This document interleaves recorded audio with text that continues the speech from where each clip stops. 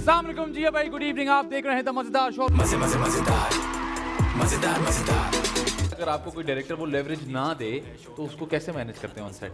थोड़ा सा मुश्किल हो जाता है ये। थोड़ा सा तो नहीं होता, काफी मुश्किल हो जाता है, मुझे पता है। You always put the point across. आपको लोग सुनते हैं और वो फॉलो करते हैं और वो रिस्पेक्ट देते हैं, तो फिर वो बात करें जो लोगों की दिलों की है। ये बताइए कि जाके इंटरव्यू देना या घर पे बैठ के सुकून करना? आप लोगों की वजह से मैं तो इतनी एक्साइटेड आई। मुझे इंटरव्यू देने का कोई शौक।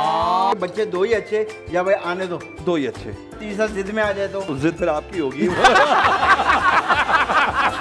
We are going below. Who going below? Ticket काट लाइन में, टिकट काट कम इन लाइन। तीन ऐसी चीजें जो ज्यादा पुरानी हो जाए तो अजीब सी हो जाती हैं।